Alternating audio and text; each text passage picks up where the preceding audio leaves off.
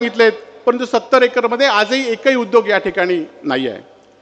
आणि दुसरीकडे खरं तर साहेब 8 दिवसापूर्वी एक जर्मनचं शिष्टमंडळ आलं होतं। जर्मनचं शिष्टमंडळ त्यांच्यावर चर्चा करताना ते असे बघून या ठिकाणी सांगत होते की ते काय सांगतायत, परंतु दुसऱ्या दिवशी सांगितलं की 12,000 लोकांना जर्मनमध्ये सिंधुदुर्ग जिल्ह्यातल्या लोकांना रोजगार देणार म्हणून त्यांनी घोषणा केली। खरं तर हे दरवर्षीचं नाटक आहे निवडणूक आल्या की, परंतु आम्ही त्यांना एकच विनंती करतो की तुमच्या 2 मुलांना रोजगार द्या आणि त्यांना जर्मनीत पाठवा। तुमचं पण आयुष्य या ठिकाणी समाधानी जाईल आणि सिंधुदुर्ग जिल्ह्यातलं सुद्धा आयुष्य या ठिकाणी समाधानी जाईल। आज अनेक विषय आहेत, परंतु वेळ या ठिकाणी कमी आहे। उद्योजनी करोना कालावधीमध्ये जे केलेलं काम आपल्या समोर आहे।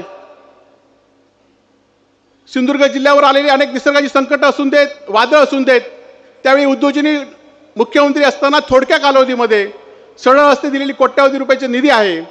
परंतु हेच नारायण राणे या देशाचे केंद्रीय मंत्री होते, घोषणा मोठी केली, पण 1 रुपयाची कवडी सुद्धा सिंधुदुर्ग जिल्ह्यासाठी कोकणासाठी दिली नाही, हे सत्य या ठिकाणी आहे।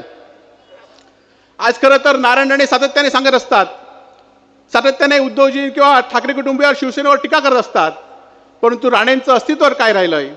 खरं तर तुमचं नाव 13व्या यादीत आलं, म्हणजे शेवटचीच यादी होती। आज शिवसेनेत असताना तुम्ही पहिल्या नंबरला यादीत होतात, परंतु आज तुम्ही शेवटच्या बेंचवर बसलात, याची जाणीव तुम्ही या ठिकाणी ठेवा।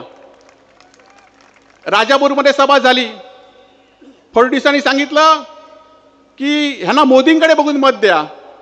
अमित शहानी सांगितलं मोदींकडे बघून ह्यांना मत द्या, म्हणजे त्यांना पण कळलंय की नारायण राणेंकडे बघून कोणी मत देणार नाहीत, परंतु आमच्या उमेदवार राऊत साहेबांकडे बघून आपण सगळे मत देणार आहेत, याची जाणीव आपल्याला या ठिकाणी आहे। खरं तर अनेक व्यवसाय